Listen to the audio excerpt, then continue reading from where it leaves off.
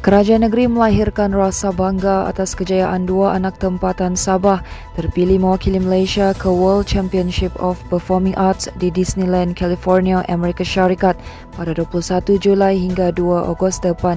Perkara itu dizahirkan Ketua Menteri Datuk Seri Haji Noor ketika menemui kedua-dua mereka, Amberly Maidon dan Hayden Hansenon Humphrey Swimin di Menara Kinabalu hari ini. Haji turut mengucapkan selamat berjaya kepada mereka berdua atas pemilihan berkenaan dan berharap dapat mencipta kejayaan pada kejohanan bakat peringkat antarabangsa itu. Hanya 2 orang dari Sabah dipilih mewakili negeri ini yang juga dikenali sebagai Olympics for Performers and Entertainers. Kejohanan itu pernah melahirkan ramai artis hebat di Malaysia seperti Fanzi Ruji, Elia Guntabit, Aina Abdul dan Allahyarham Siti Sarah.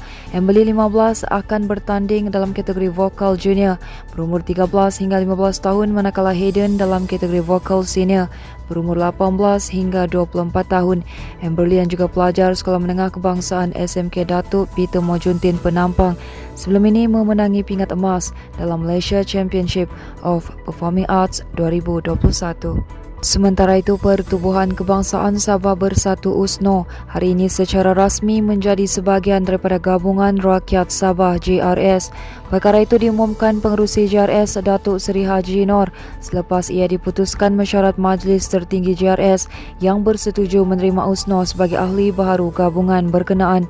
Berikutan perkembangan terbaru itu, JRS kini dianggotai 5 parti termasuk Parti Pribumi Bersatu Malaysia Bersatu, Parti Bersatu Sabah PBS, Parti Solidariti Tanah Air Kosta dan Parti Maju Sabah SAPP yang menjadi pengasasnya.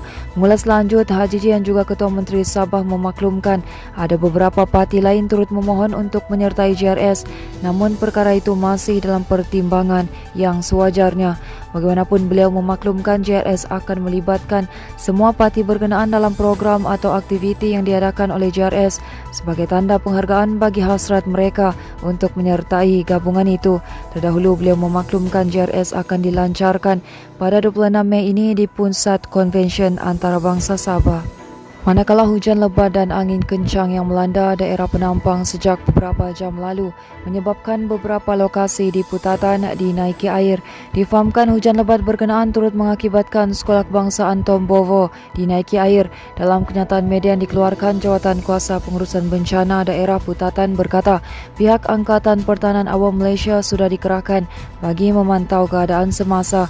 Katanya setakat ini paras air Sungai Moyok masih berada dalam paras terkawal dan kini mencatatkan ketinggian 4.57 meter. Menurutnya, ketiga-tiga jalan berkenaan sudah dinaiki air hampir 1 meter dan hanya boleh dilalui kenderaan besar atau pacuan 4 roda. Katanya setakat ini tiada jalan yang terputus dan tiada pusat pemindahan sementara yang dibuka. Tambahnya lagi, sebarang perkembangan keadaan banjir di daerah ini akan dikemas kini dari semasa ke semasa. Berita seterusnya, 4 rakyat Malaysia ditahan pihak berkuasa di Nunukan Indonesia selepas dikesan masuk ke negara jiran berkenaan tanpa dokumen perjalanan sah Khamis lalu. Memetik laporan media Indonesia, kaltaraprokal.co mengesahkan 4 individu yang ditahan membabitkan 2 remaja berusia di bawah 18 tahun bersama seorang lelaki serta wanita berusia 27 dan 30 tahun.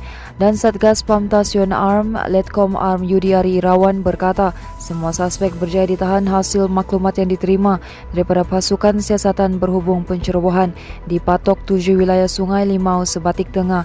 Katanya kesemua keempat-empat suspek ditahan ketika membawa karung berisi bunga api dan mercun yang dipercayai dibawa masuk secara haram.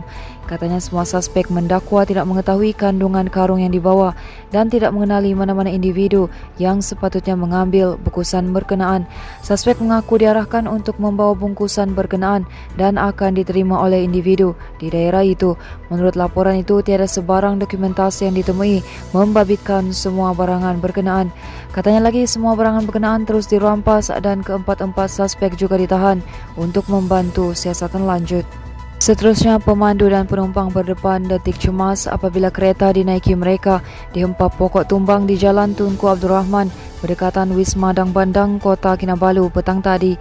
Kejadian kira-kira jam 6 petang itu, kedua-dua mangsa berusia lingkungan 30 tahun tidak mengalami sebarang kecederaan, manakala kereta Honda Jazz mengalami kerosakan akibat dihempap sebatang pokok di pembahagi jalan berkenaan yang tumbang ke arah jalan raya. Difahamkan ketika kejadian itu berlaku keadaan hujan lebat. Jurucakap Pusat Gerakan Operasi Jabatan Bomba dan Penyelamat Malaysia Sabah berkata pihaknya menerima panggilan itu jam 6.08 petang. Katanya sepasukan bomba dari Balai Bomba dan Penyelamat Kota Kinabalu dikerah ke lokasi kejadian. Sebaik tiba di lokasi, sebatang pokok tumbang terkena wire elektrik kemudian menghempap sebuah kereta Honda Jazz. Operasi memotong dan mengalihkan pokok segera dilakukan. Operasi mengalihkan pokok berkenaan turut dibantu anggota Angkatan Pertahanan Awam Malaysia. Teruskan bersama kami di Soka.com, berita komprehensif. Selamat Hari Raya Aidilfitri. Maaf zahir dan batin.